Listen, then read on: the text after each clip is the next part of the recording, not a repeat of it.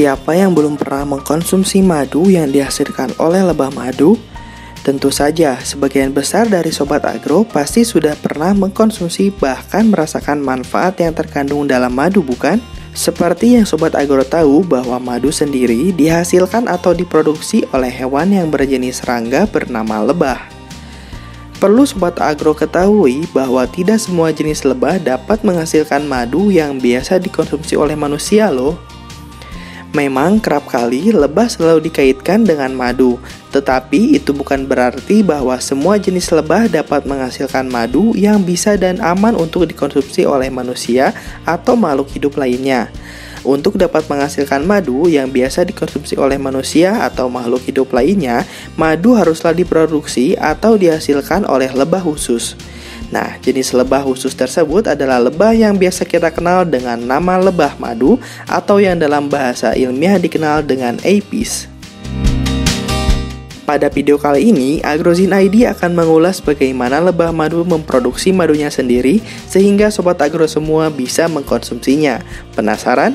Tonton video ini sampai selesai ya!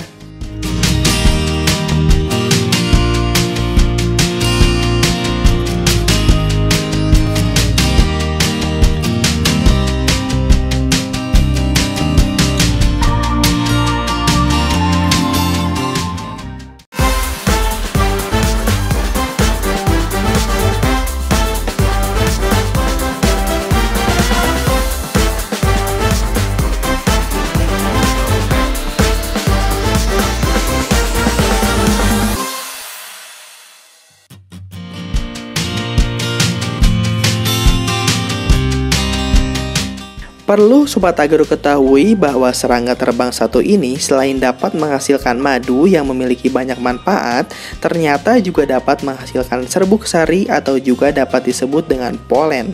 Menghasilkan propolis atau yang dikenal dengan lem lebah, menghasilkan lilin lebah yang biasanya menyatu dengan madu, serta juga dapat menghasilkan racun atau yang biasa dikenal dengan sengat lebah untuk melindungi dirinya dari ancaman predator. Wah, ternyata banyak juga ya. Sobat Agro mungkin sudah tahu bahan paling penting dibutuhkan untuk memproduksi madu adalah bunga. Satu koloni lebah dapat mengunjungi hampir 50 juta bunga setiap harinya dengan jumlah paling banyak 60.000 lebah per koloni. Mereka kerap disebut sebagai lebah yang sibuk. Bukan tanpa alasan, lebah madu bekerja sama dengan tim untuk menentukan di mana bunga-bunga terbaik berada.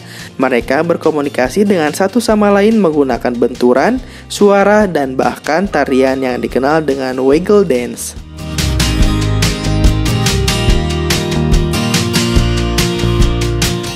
Setiap lebah semasa hidupnya memiliki peranan yang berbeda-beda tergantung umur mereka. Untuk memproduksi madu, lebah madu pekerja terbang hingga 5 km untuk mencari bunga dan menghisap nektar bunga tersebut. Dalam suatu koloni lebah madu diketahui terdapat 30.000 ekor hingga 60.000 ekor lebah pekerja. Lebah pekerja sendiri memiliki beberapa ciri yang membedakan mereka dengan lebah ratu dan lebah jantan. Ciri-ciri dari lebah pekerja adalah ukuran tubuh dari lebah pekerja yang dapat dikatakan paling kecil apabila dibandingkan dengan ukuran tubuh dari lebah ratu dan lebah jantan. Memiliki bentuk kepala dengan bentuk segitiga dengan kaki belakang yang berbulu panjang. Jangan salah, bulu panjang pada kaki lebah berguna sebagai tempat penyimpanan tepung sari ketika lebah pekerja sedang terbang untuk mencari makanan. Biasanya mereka akan mengunjungi sekitar 50 hingga 100 bunga dalam sekali perjalanan. Nektar merupakan bahan utama madu dan juga sumber energi utama bagi lebah. Menggunakan belalai panjang mirip sedotan yang disebut proboscis, lebah madu menghisap tetesan sari bunga dari organ khusus memproduksi nektar yaitu kelenjar madu atau nektari. Ketika nektar masuk ke perut lebah madu, perut mereka mulai memecah gula kompleks dari nektar ke gula yang lebih sederhana dan tahan terhadap kristalisasi atau menjadi padat. Proses ini dinamakan inversi. Setelah lebah madu bekerja kembali ke koloni mereka, mereka lalu meneruskan nektar tersebut ke lebah yang lebih muda, yaitu lebah rumah, berusia antara 12 hingga 17 hari.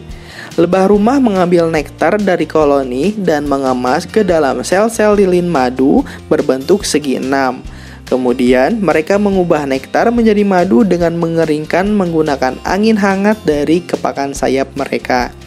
Ketika madu kering, mereka akan menutup sel-sel madu dengan lilin-lilin lebah seperti toples madu ukuran kecil.